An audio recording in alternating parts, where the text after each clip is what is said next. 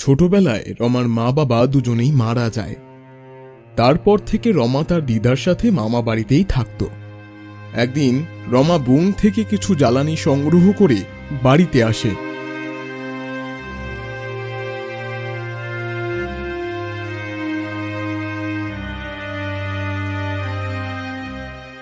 মহারানীর কি এখন আসার সময় হলো? বলি, একটুখানি জ্বালানি আনতে কত সময় লাগে? শুধু কাজের মধ্যে ফাঁকি দেওয়া। যা, তাড়াতাড়ি যা, জ্বালানিগুলো ওইখানে রেখে বাকি কাজগুলো করে দে। রমা জ্বালানিগুলিকে বারান্দার মধ্যে রেখে বলে, আমার খুব খিদে পেয়েছে, কিছু খেতে দেবে? কাজের কথা বললেই খিদে পায়, শুধু খাওয়া আর খাওয়া। ছোটবেলায় মা বাবাকে কি খেয়ে শান্তি হলো না? এখন কোনো খাবার পাবি না। যা, আগে গরুকে কিছু খেতে দে, তারপর গরুর জন্য কিছু ঘাস কেটে আসার পথে জল নিয়ে বাড়ি ফিরবি। এই বলে তার মামি ঘরে গিয়ে শুয়ে পড়ে। রমা খুব কষ্ট পেতে থাকে। সে কাঁদতে কাঁদতে গরুর সামনে যায় এবং খাবার দিতে লাগে, আর নিজে নিজে বলতে থাকে, মা বাবা, তোমরা আমাকে ছেড়ে কেন চলে গেলে? আমাকেও সাথে করে কেন নিয়ে গেলে না? আমাকেও তো সাথে করে নিয়ে যেতে পারতে। ঠিক সেই সময় তার দিদা আসে। কি হয়েছে রে রমা, তুই কাঁদছিস কেন? কিন্তু রমা কিছু না বলে চুপ করে থাকে।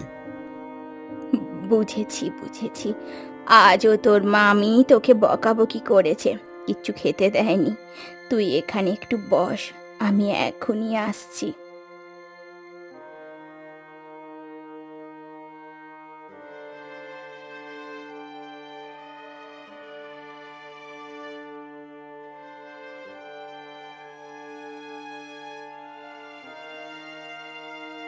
দিদা ঘর থেকে লুকিয়ে কিছু খাবার আনে।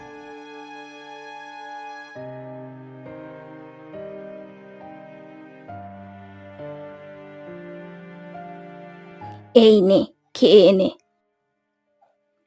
না, আমি খাবো না। তুমি রোজ রোজ আর কতদিন লুকিয়ে লুকিয়ে খাবার আনবে? চুপ করে খেয়ে নে। রমা মাঠে গিয়ে এক মনে ঘাস কাটতে থাকে এবং হঠাৎ তার চোখে একটি কলা গাছ পড়ে। ইস, কি সুন্দর কলা গাছটা! রৌদ্রের কারণে শুকিয়ে যাচ্ছে, একটু জল দিতে হবে।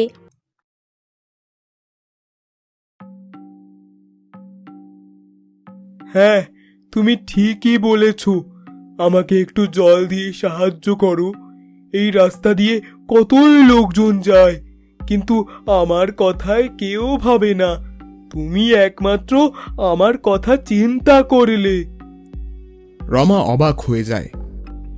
এ কি, কলা গাছ দেখছি কথা বলছে! হ্যাঁ, আমি কথা বলতে পারি।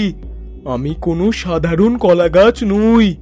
মুখ দেখে আমি সবার মনের কথা বলে দিতে পারি। রমা কলসের জল কলা গাছ গোড়ার মধ্যে ঢেলে দেয়। তুমি আমার অনেক উপকার করলে। তোমার কথা মনে থাকবে। কখনো যদি কোনো সাহায্যের দরকার হয়, আমার কাছে এসো। হাতে ফাঁকা কলসি দেখে তার মামি রেগে যায়। তোকে আজ আমি মেরেই ফেলবো। গল্প করে বাড়ি ফেরা হচ্ছে? হ্যাঁ, ছাড়ো ছাড়ো, আমার লাগছে, ছাড়ো, হাতটা ব্যথা করছে, ছাড়ো ছাড়ো। তখনই তার দিদা ঘর থেকে বের হয়ে আসে। কি হচ্ছে কি এই সব? মেয়েটাকে কি মেরে ফেলবে নাকি? আপনার আদরে আদরে মেয়েটা এমন হয়েছে। তোমার জ্বালায় কোথায় আবার আদর করতে পারলাম? কোনোদিন তো মেয়েটাকে কিছু ভালো মন্দ করে খাওয়াতেও পারিনি। বাজার থেকে আসুক আপনার ছেলে। চুপ করো দিদা, কিছু বলো না।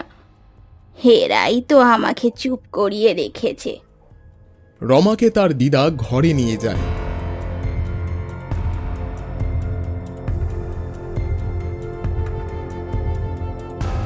আমি জানি তুই কখনো কাজে ফাঁকি দিস না। কি হয়েছিল আমাকে বল।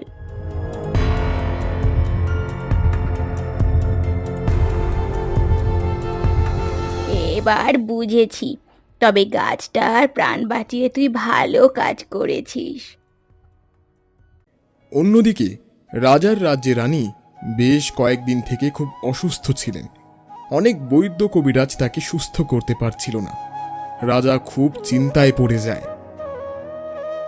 মন্ত্রী, সেনাপতি, তোমরা কে কোথায় আছো? এদিকে আসো। আদেশ করুন মহারাজ।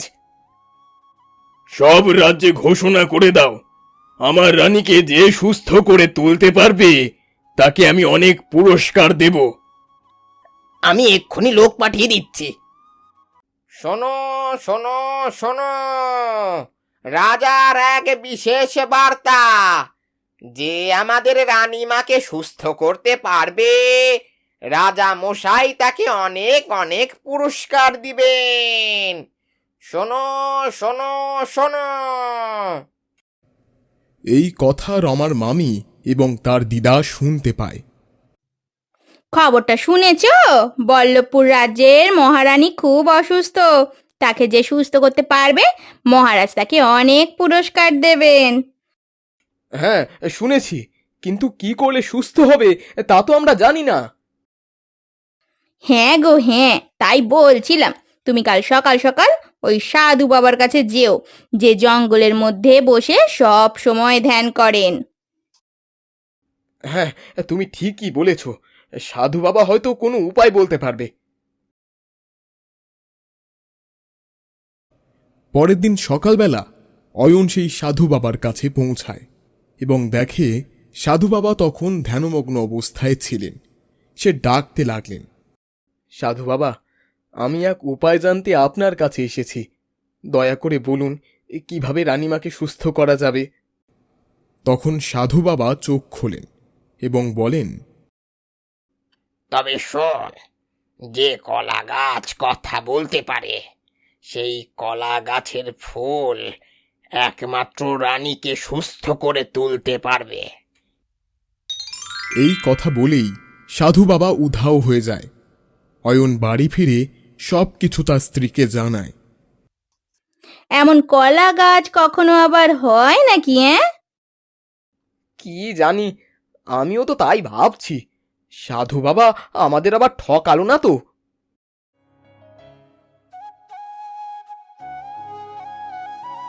মন খারাপ করে বসে আছিস যে? কেউ কিছু বলেছে নাকি তোকে? না না দিদা, আমি বল্লভপুর রাজ্যের মহারানীর কথা ভাবছিলাম। গ্রামের সবাই বলাবলি করছিল রানীমা হয়তো আর বেশি দিন বাঁচবে না, তাই খারাপ লাগছে। আমি যদি কোন একটা উপায়ে যদি বাঁচাতে পারতাম, খুব ভালো লাগতো। আমাদেরকে সাহায্য করবে বল। একটা যদি কোনো পথ খুঁজে পাওয়া যেত তাহলে। সেই সময় রমার কলা গাছের কথা মনে পড়ে যায়। দিদা, আমি এক্ষুনি আসছি। এই কথা বলে রমা কলসি ভরে জল নিয়ে কলা গাছটির সামনে যায় এবং জল ঢেলে দেয়। তোমার কাছে একটা সাহায্য চাইতে এসেছি বন্ধু। আমি তোমার জন্যই অপেক্ষা করছিলাম। বলো, আমি তোমাকে কি সাহায্য করতে পারি? তুমি হয়তো সবই জানো, আমি রানীমাকে সুস্থ করতে চাই। তবে তুমি এক মনে আমার গাছের ফুলটার দিকে তাকাও। এই ফুলই রানীমাকে সম্পূর্ণ সুস্থ করে তুলবে। রমা কলা গাছটির সেই ফুলটার দিকে তাকাতেই কলার মোচাটি তার হাতে চলে আসে। ধন্যবাদ জাদুর কলা গাছ। এই কথা বলে রমা তার দিদার সাথে রাজদরবারে চলে আসে। সেখানে জঙ্গলের সে সাধু বাবাটা আগে থেকেই ছিল। এই তো রাজামশাই, সেই কলা গাছের ফুল যার কথা আমি এক্ষুনি বলছিলাম আপনাকে। এই ফুল সবার হাতে আসে না। রানী সেই ফুলের রস খেয়ে সুস্থ হয়ে ওঠেন। আমার রানী সুস্থ হয়ে গেছে। দেখো দেখো তোমরা সবাই, রানী ভালো হয়ে গেছে। অনেক অনেক ধন্যবাদ মেয়ে তোমাকে। তো তোমরা যত খুশি স্বর্ণ মুদ্রা নিয়ে যাও। আমার কিছুই লাগবে না রাজামশাই। আমি পুরস্কারের জন্য করিনি, এটা আমার কর্তব্য ছিল। এমন মেয়ে আপনি কোথাও পাবেন না রাজামশাই। একে আপনার কাছে রেখে দিন, ভবিষ্যতে আপনার অনেক কাজে আসবে।